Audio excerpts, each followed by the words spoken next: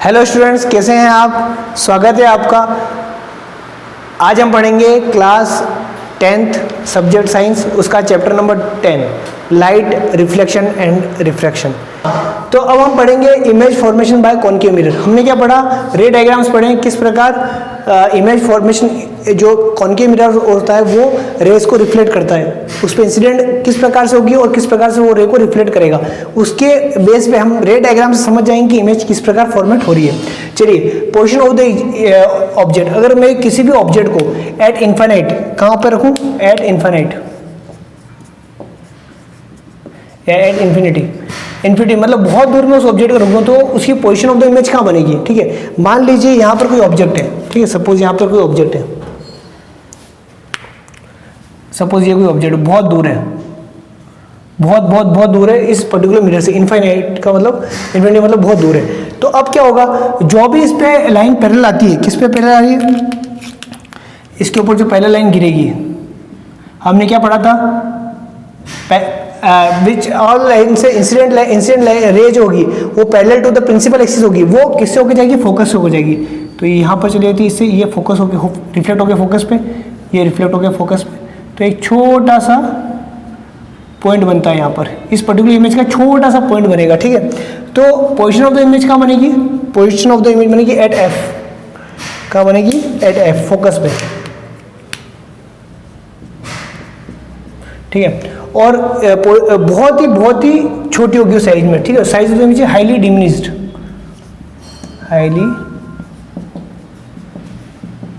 Diminished मतलब बिल्कुल छोटी, बिल्कुल डिक्रीजिंग, ठीक है। और पिक्चर ऑफ द इमेज कैसी होगी? रियल होगी, रियल एंड इन्वर्टेड, ठीक है। अगर इमेज फॉर्मेशन अगर मिरर के उधर होता है तो वो होती है वर्चुअल इमेज, आभासी होती है। और अगर मिरर की इधर होती है तो वो रियल होती है, ठीक है। तो रियल अगर इधर बन रही है तो रियल और इन्वर्टेड। चलिए सेकंड देखते हैं हम। सेकंड इसका देखते हैं, अगर बियॉन्ड सी, पॉइंट कहाँ है? बियॉन्ड द सी पॉइंट के बियॉन्ड अगर कोई ऑब्जेक्ट रखा है, सी पॉइंट के इधर मान लो यहाँ पर कोई ऑब्जेक्ट है, सपोज मेरा ये कोई ऑब्जेक्ट है, ये कोई ऑब्जेक्ट मैंने रख दिया। अब इसकी इमेज कैसे बनेगी? देखिए हमारा क्या हुआ, यहाँ से पॉइंट मेरी यहाँ से एक रिफ्लेक्शन ले गई, ठीक है। ये एक इंसिडेंट रे रिफ्लेक्ट होकर कहाँ से जाएगी? फोकस होकर जाएगी, बिल्कुल पैरेलल जो जाती है फोकस होकर जाएगी। ये हमने पढ़ा है, चलिए यहाँ तक तो ठीक है।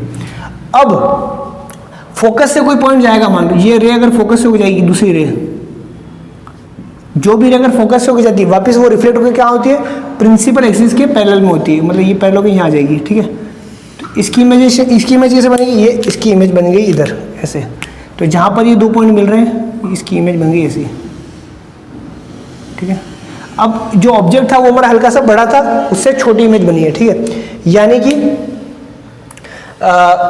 अब जो मेरी ऑब्जेक्ट का है, मेरा ऑब्जेक्ट जो मेरा सी के ऊपर है, ठीक है। तो इसकी इमेज क्या बनी है? Between C and F, between C and F. C क्या है? Centre of the curvature, F focus. इसके बीच में कहीं इमेज बन रही है, देख लीजिए, ठीक है। अब इसके नीचे बन रही है, क्या हो रहा है? ये डिमिनिश्ड, छोटी बन रही है, डिमिनिश्ड इमेज बन रही है। और ये भी रियल है क्योंकि मिरर के इधर बन रही है, रियल। और इन्वर्टेड यानी उल्टी बन रही है। यहाँ तक क्लियर? चलिए अब आप पढ़ते, अगर इस ऑब्जेक्ट को पहले मैंने इन्फिनिटी पर रखा, सी के इधर लेके आ गया इस ऑब्जेक्ट को, और मैं इधर सी और एफ के बीच में लेके आ जाता हूँ, ठीक है। तो ऑब्जेक्ट कहाँ आ जाएगा? बिटवीन सी एंड एफ, ठीक है। अब देखते हैं सी और एफ के बीच में अगर कोई ऑब्जेक्ट में रख दिया तो उसकी इमेज कहाँ बनती है? हमें पता ही है हमारे रूल्स, उस रूल के आधार पर रे डायग्राम बनाते हैं। ये इमेज मैंने यहाँ पे रख दी, कहाँ पे रखी? At the point between C and F, ठीक है। तो इसके भी रे डायग्राम बनाते हैं। अगर कोई रे मेरी, ठीक है, रे मेरी अगर इसके पैरेलल अगर गई, इंसिडेंट गई इस मिरर के पैरेलल, तो किधर से होके वो रिफ्लेक्टेड रे कहाँ जाएगी? मेरी रिफ्लेक्टेड रे मेरी फोकस से होके जाती है। ये हमने पढ़ा, यहाँ तक तो ठीक है। चलिए, और अगर कोई भी रे अगर फोकस से होकर गई तो कहाँ पर ये कहाँ पर जाएगी? फिर वो किधर जाएगी मेरी? ये मेरी फोकस से होकर गई कोई भी रे, अगर ये फोकस से होकर गई तो फिर वो फोकस से होकर गई तो ये इधर कहीं जाएगी, यानी कि ये हल्का सा सी पॉइंट इधर होता है ये, तो मेरी इमेज क्या बनेगी, ये ऐसी बनेगी। ठीक है, इमेज कैसी बनेगी, ऐसी बनेगी। इसको मैं ब्लैक से बना देता हूँ। तो देखिए इमेज जो बन रही है, जो ओरिजिनल इमेज थी उससे बड़ी बन रही है। ठीक है, तो बिटवीन सी एंड एफ की इमेज कहाँ बनेगी, बियॉन्ड सी। कहाँ बनेगी, बियॉन्ड सी।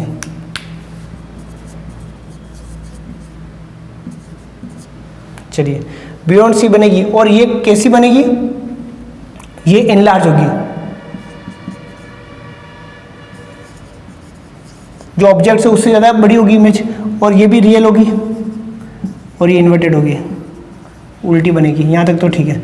अब यहाँ पर तो मैंने सीखा कि सी के इधर बनी मैंने इमेज, और एक सी के उधर। अगर सी पर ही कोई ऑब्जेक्ट होगा तो क्या होगा, ठीक है, एट पॉइंट सी। ऑब्जेक्ट कहाँ रखा है मेरा, सी। तो देखिए अगर सी पे कोई ऑब्जेक्ट हो तो कहाँ इमेज बनती है, देखिए मेरा ऑब्जेक्ट कहाँ पर है, यहाँ पर है। ठीक है, ऑब्जेक्ट मेरा कहाँ है, यहाँ पे।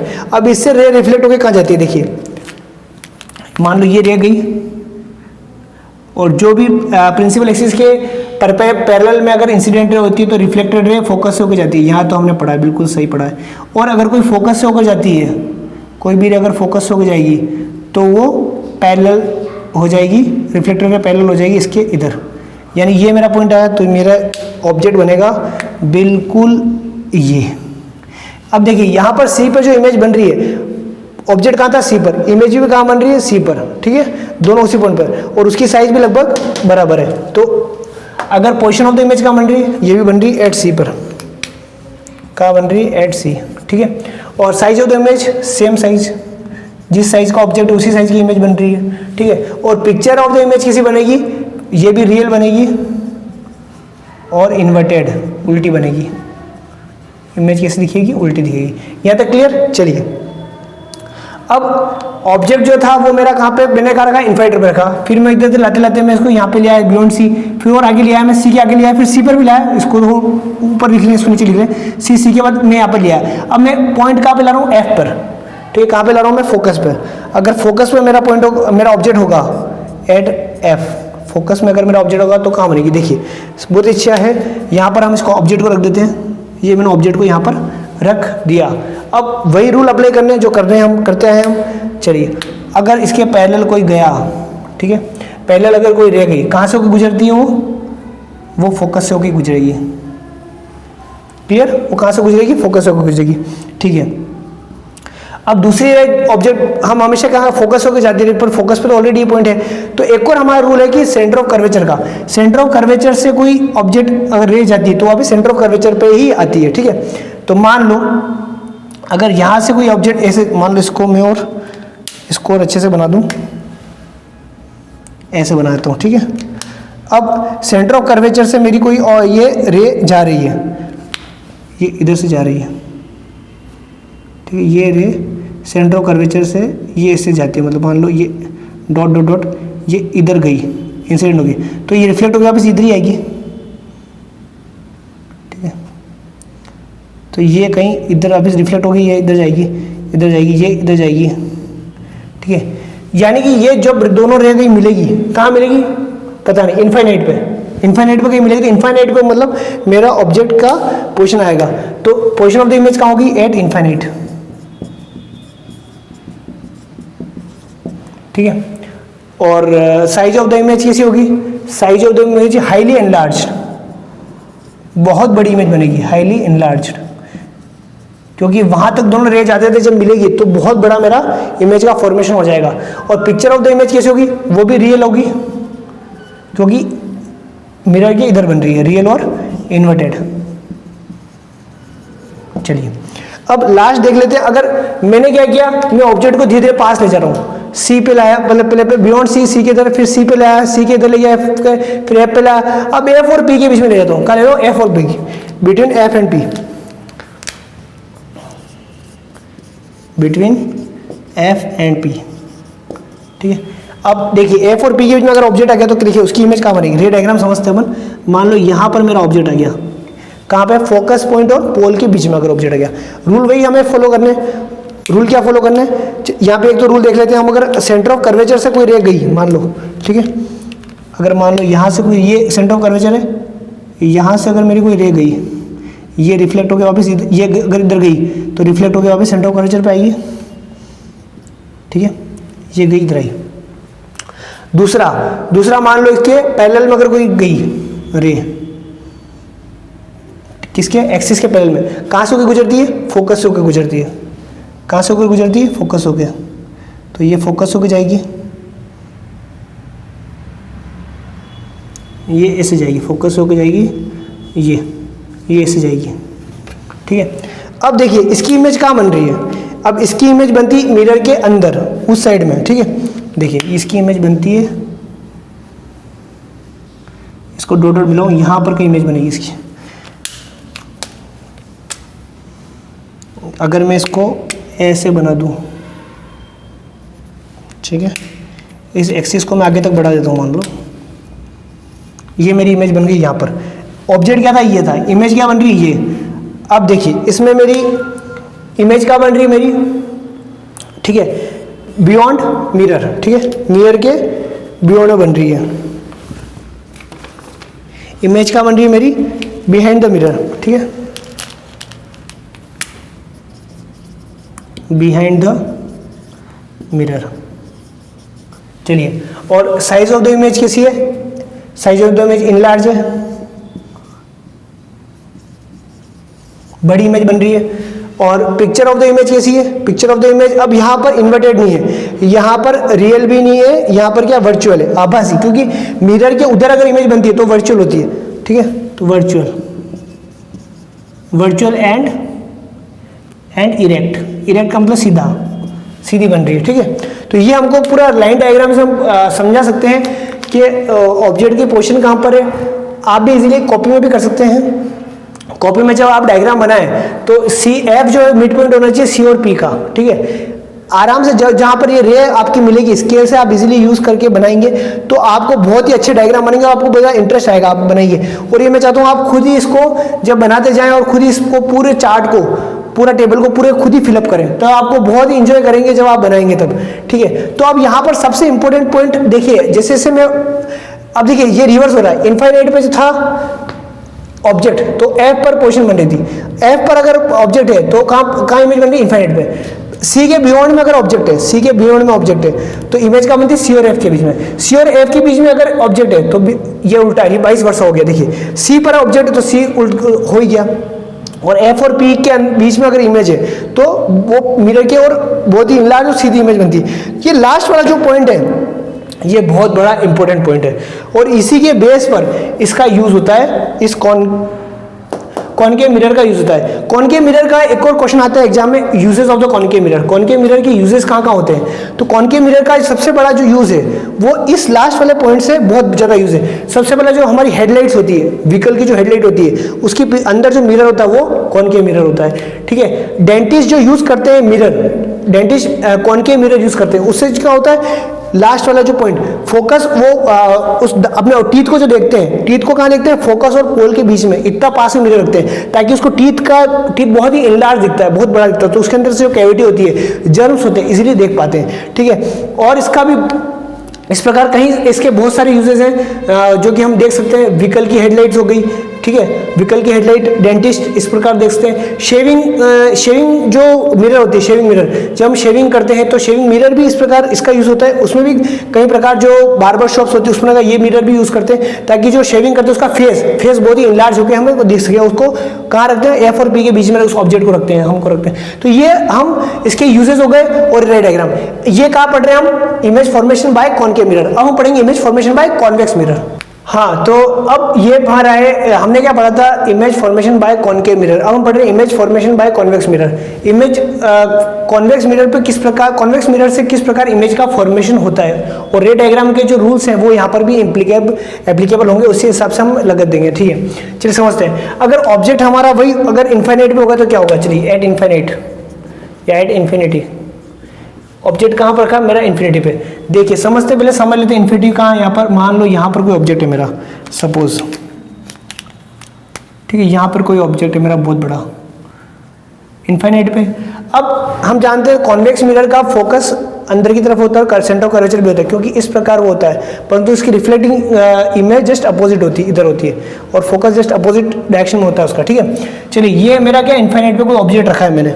अब इनफाइनाइट पे कुछ ऑब्जेक्ट रखा है तो इससे मेरी रे किधर से आएगी, ये मेरी एक रे आई, ये इधर से रे आई, इधर ही आई, इधर ही आई, इधर आई।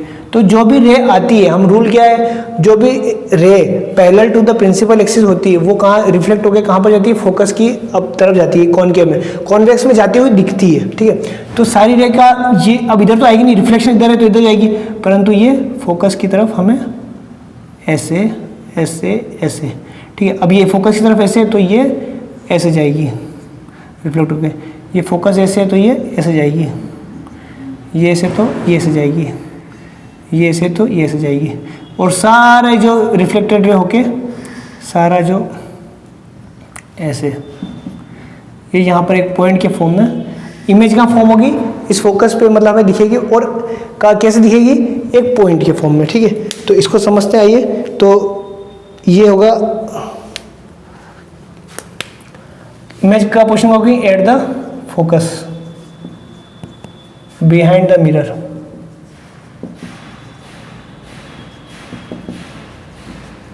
At the focus behind the mirror, size of the mirror highly diminished, मतलब बिल्कुल छोटा सा एक पॉइंट साइज, क्या होगा, एक पॉइंट जैसा दिखेगा मगर इनफाइनाइट ब्लू। और पिक्चर ऑफ द इमेज कैसी होगी, पिक्चर एक पॉइंट फॉर्म होगी, और इसका किस टाइप की होगी, रियल होगी कि वर्चुअल होगी। तो मिरर के देखिए रिफ्लेक्टिंग सरफेस के अपोजिट में अगर कोई बनता है तो रियल बनता है। ठीक है, तो वर्चुअल बनता है, वो क्या बनता है, वर्चुअल। अगर इधर कोई इमेज बनेगी तो रियल होगी, ये वर्चुअल आभासी है। ठीक है, रियल एंड इरेक्ट सीधा बनेगा, इन्वर्टेड नहीं होगा। ठीक है, चलिए ये तो हो गया। अब दूसरा, अगर ऑब्जेक्ट में पास में लेके आ जाऊँ, ये ऑब्जेक्ट बहुत इन्फाइनाइट पे था, मैं यहाँ पे लेके आ जाता हूँ। ठीक है, ये ऑब्जेक्ट मैंने यहाँ पे लेके आ गया। अब ऑब्जेक्ट यहाँ आ गया, यानी कि ऑब्जेक्ट कहाँ गया, बिटवीन इन्फिनिटी एंड पी। ठीक है, ऑब्जेक्ट आ गया मेरा बिटवीन इन्फिनिटी एंड पी, पोल के बीच में यहाँ पे ऑब्जेक्ट। ठीक है, इन्फिनिटी और पी के बीच में। ठीक है, चलिए इस केस में क्या होगा, इस केस में वही एक तो इसकी पैरेलल जो लाइन होगी, पैरेलल जो अगर रे आ गई इसकी, वो रिफ्लेक्ट होकर कहाँ की तरफ जाती है, फोकस की ओर। फोकस कहाँ पर, यहाँ पर चूंकि रिफ्लेक्टिंग नंबर है तो ये इसको इस डायरेक्शन में ये रिफ्लेक्ट होकर चल जाएगी। क्लियर, चलिए इस डायरेक्शन में चलेगी। दूसरा, सेंटर ऑफ कर्वेचर से अगर कोई आती है, सेंटर ऑफ कर्वेचर पर अगर कोई आती है तो वो उसी डायरेक्शन में चलेगी। देखिए इधर से अगर कोई आई, ठीक है, ये भी हमारी इधर वापस रिफ्लेक्ट होकर इधर चलेगी। तो इमेज कहाँ फॉर्मेशन होगी, जहाँ पर दोनों पॉइंट मिल रहे हैं। ठीक है, लगभग यहाँ पर, लगभग कहाँ मिली, यहाँ पर। तो ये ऑब्जेक्ट है, ये क्या है, इमेज है, इमेज हमारी बन रही है। चलिए, तो अब पोजीशन ऑफ द इमेज कहाँ होगी, पोजीशन ऑफ द इमेज होगी मेरी बिटवीन, अब इसके मिरर के पीछे बनी तो बिटवीन, सॉरी, पर तो पोल और फोकस के बीच में है। ठीक है,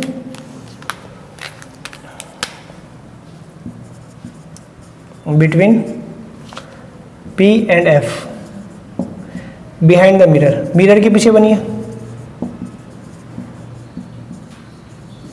ठीक है, चलिए, और ये क्या बनी है, छोटी बनी है, डिमिनिश्ड इमेज बनी है। ठीक है, छोटी। और कैसी बनी है, देखिए मिरर के इधर रिफ्लेक्टिंग सरफेस के अपोजिट में बनी इमेज, मतलब वर्चुअल है, मतलब रियल नहीं है, आभासी है। एंड कैसी बनी, सीधी बनी, इरेक्ट, इन्वर्टेड नहीं है, सीधी बनी। अगर सीधा ऑब्जेक्ट है सीधी बनी है। तो ये इस प्रकार ये दो ही पॉइंट हो सकते हैं, क्योंकि इसके फोकस और centre of curvature opposite direction में होते हैं कॉन्वेक्स मिरर के।